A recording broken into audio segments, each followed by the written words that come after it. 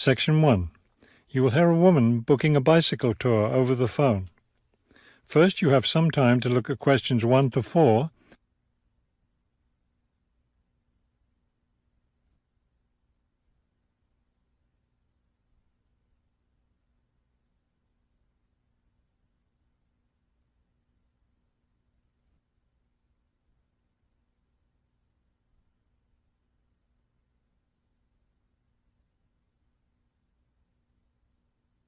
You will see that there's an example that has been done for you. On this occasion only, the conversation relating to this will be played first. Global bicycle tours. May I help you? Yes, thank you. I'd like to sign up for a bicycle tour. The man answers the phone. Global bicycle tours. So the word global has been written at the top of the form. Now we shall begin. You should answer the questions as you listen, because you will not hear the recording a second time. Listen carefully and answer questions 1 to 4. Global bicycle tours. May I help you? Yes, thank you. I'd like to sign up for a bicycle tour. Which tour were you interested in? We have the River Valley tour coming up in June and the mountain tour in July. The River Valley tour is in June. I thought it was in May. It actually takes place the first week of June. Oh, I see. Well, I can still do that. The River Valley tour is the one I want. Splendid. Just let me take your information. May I have your name, please? Carla Schmidt. That's Carla with a K, not a C. K-A-R-L-A. Thank you, Ms. Schmidt. Address? Do you need a street address, or can I give you my post office box? A post office box is fine. It's P.O. Box 257, Manchester. Thank you. Okay, next. Will you be bringing your own bicycle, or do you want to rent one from us? I'll bring my own. Excellent. Now, we provide all the meals, so we need to know if you have any dietary restrictions. I don't think so. What do you mean? I mean, if there's any food you can't eat. Some people have food allergies or are vegetarian or have to avoid dairy products, things like that. Oh, I see. Well, yes, I'm a vegetarian. I never eat meat.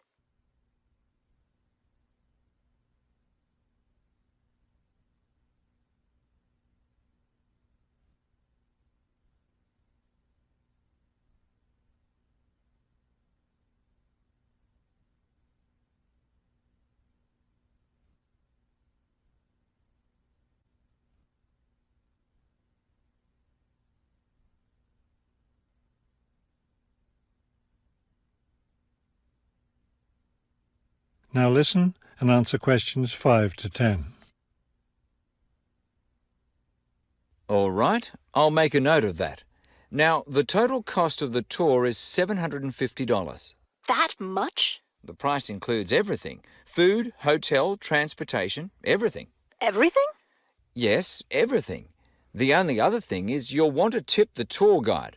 We usually recommend 5% of the total tour cost. A 5% tip.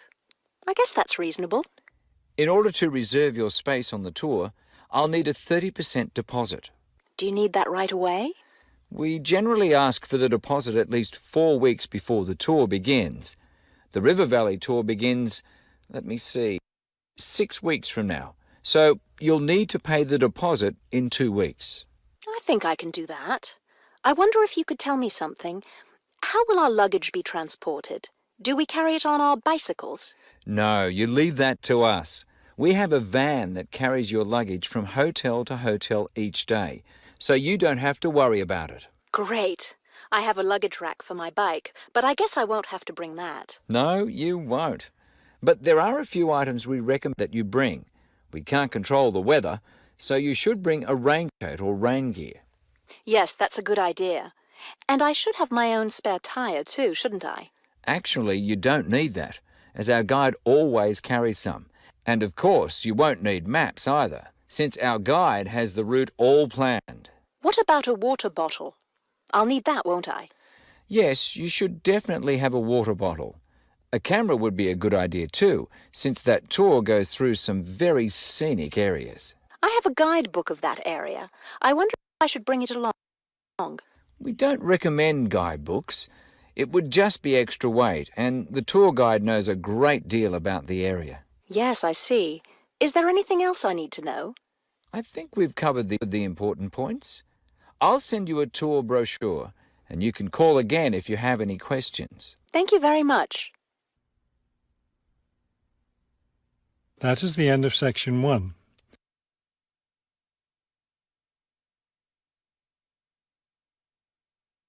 You will hear a tour of a newly renovated health club.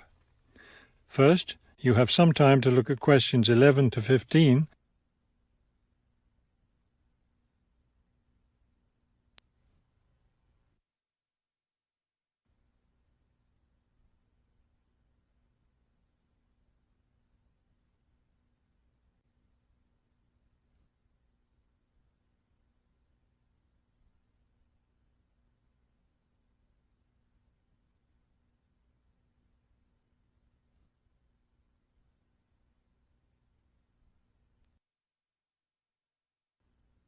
As you listen to the first part of the talk, answer questions 11 to 15.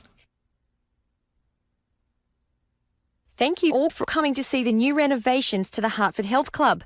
I know you'll be as pleased as I am to see the wonderful results of our months of hard work to improve the club and bring you the best facilities ever. We'll begin in here with the swimming pool. You'll notice the new colour of the adult pool, a lovely cool green. Now walk over here and look at the children's pool. It's the same green, but as you see, with brightly coloured sea creatures painted everywhere.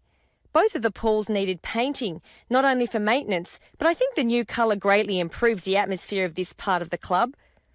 Next, let's take a look at the locker rooms. Don't worry, there's no one using them just now. Doesn't it feel roomy in here? We've expanded both the men's and women's locker rooms, so now they'll be much more comfortable to use. There are bigger lockers, a good deal more room in the dressing area, and more places to store extra towels and equipment. Be careful as you walk through here. The floor's just been polished and may be a bit slippery. Let's go up to the exercise room next.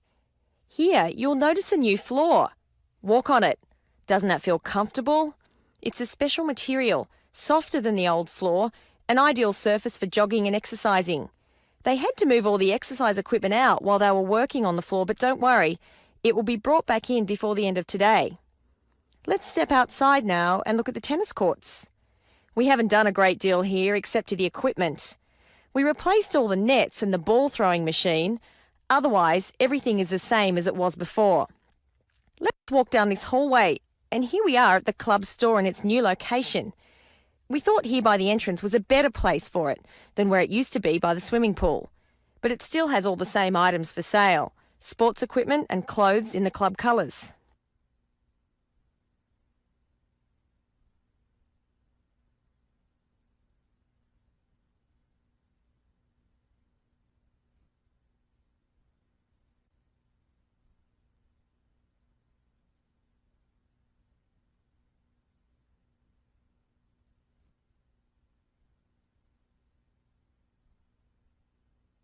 Now listen and answer questions 16 to 20. We're excited about the upcoming activities and events to take place in our newly renovated club. Now that the pools are ready for use again, swimming lessons will begin tomorrow for both adults and children. If you haven't signed up yet, you can stop by the office before you leave today and put your name on the list. If you're a tennis player, you'll be interested to hear about the tennis competition coming up on Wednesday. Players from different clubs all over the region will be participating. If you'd like to watch the event, tickets are available in the office. Also, I want to be sure you all know you're invited to our club party coming up next weekend. We're celebrating the completion of the renovation work, and we have a lot to celebrate. The entire renovation project was finished in just 9 months. That's 3 months less than the 12 months we'd originally planned on. We're proud of that, and proud that we came in under budget too. Because we've had such good results with this project, we're already planning the next one. We already have 2 indoor pools, and next year we plan to install an outdoor pool right next to the tennis courts. Details of these plans will be made available to all club members soon. All right, I think we've covered just about everything. Are there any questions? That is the end of section 2. You will hear a museum director talking to several student interns, explaining their internship duties at the museum. First, you have some time to look at questions 21 to 25.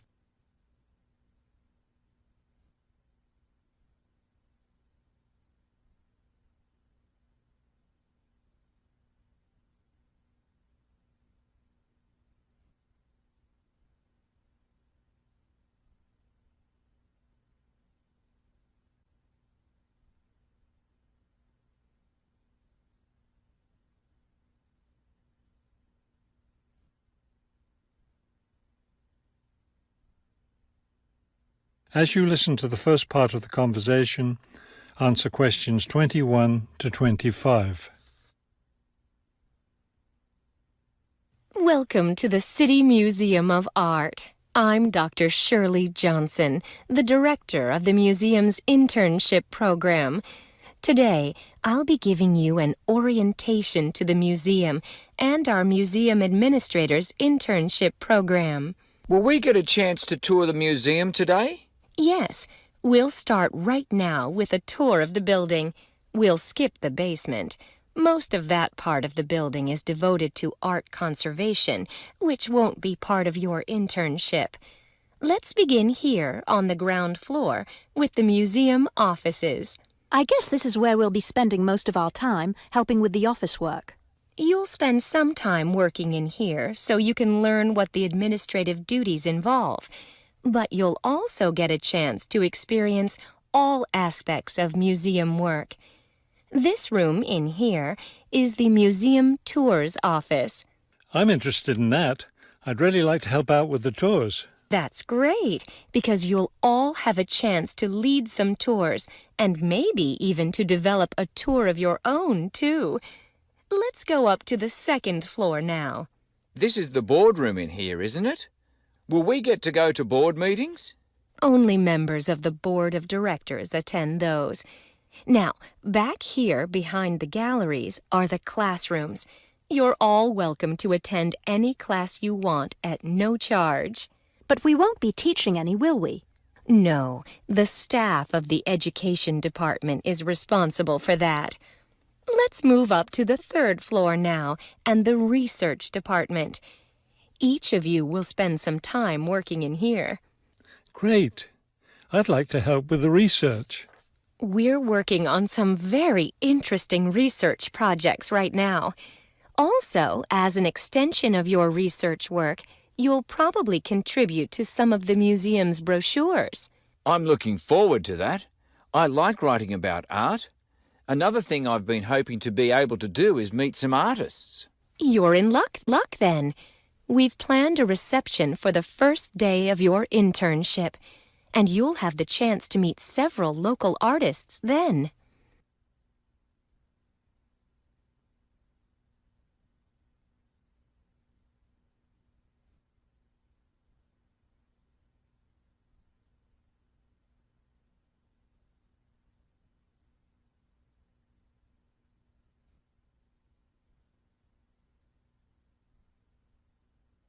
Now listen and answer questions 26 to 30. Could you give us a little background of the museum? I mean, when it was built and some information about the collections and things like that? Of course. The main part of the museum was built in 1895 with a combination of public and private funds. The new wing was built 60 years later with a donation from the Rhinebeck family. That part of the museum was built for the modern art collection, wasn't it? Yes, it was. In the main part of the museum, we have a gallery devoted to works by local artists, our sculpture collection, and a small collection of classical European art. You mentioned classes earlier. What kinds of classes does the museum offer? In our adult education program, we offer a series of art history classes, and for children, we have a program of arts and crafts workshops. You can get a brochure from the office that will give you more information. I saw a lot of chairs set up in the main hall. What are those for? Those are there for tonight's musical performance. We offer a weekly concert series during the fall and winter, and of course, all of you are welcome to attend. Now, if there are no more questions, let's step into my office and I'll show you your schedules. That is the end of section 3. You will hear a lecture about the history of the tomato. First, you have some time to look at questions 31 to 35.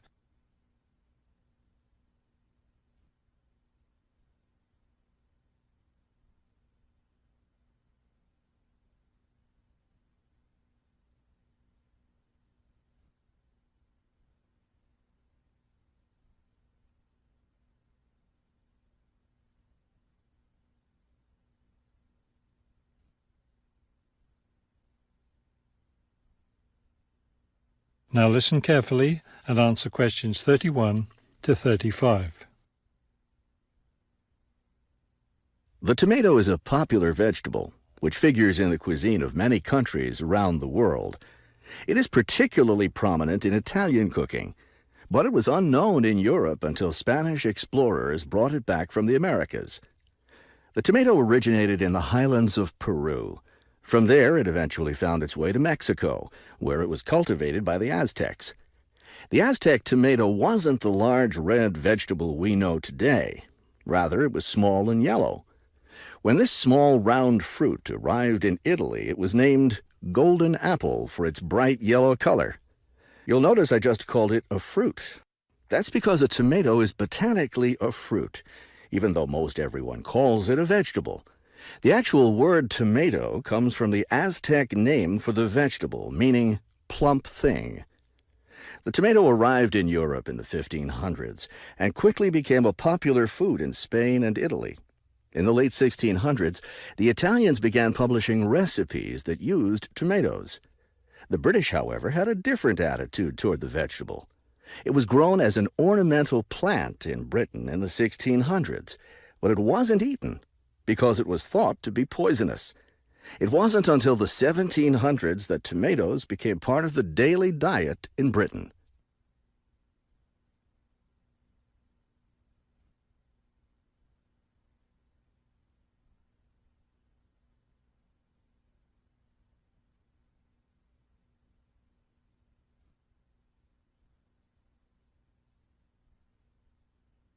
Now listen carefully and answer questions 36 to 40. In the United States, tomatoes were also used as ornamental plants rather than as food for a long time. This attitude began to change in the 1800s. In 1806, a gardener's calendar mentioned that tomatoes could be used to improve the flavor of soups and other foods. Thomas Jefferson did much to enhance the tomato's reputation as a food. He first served tomatoes to visitors at his home in Virginia in 1809. Then in 1820, a man named Robert Gibbon Johnson decided it was time to discard once and for all the idea that tomatoes were poisonous. To prove his point, he ate 1 kilo of ripe red tomatoes in public. 2,000 people gathered to watch this feat. It took place on the steps of the courthouse in Salem, Massachusetts. Amazingly enough, Johnson survived this stunt. The popularity of the tomato as a food began growing rapidly. Soon people all around the country were eating tomatoes. By the 1830s, American newspapers and magazines were publishing thousands of tomato recipes. However, all those recipes involved using tomatoes in some cooked form. Tomato salads and sandwiches were still unknown. It wasn't until a century later, in the 1930s, that it became popular for people to eat raw tomatoes. That is the end of section 4. You now have half a minute to check your answers.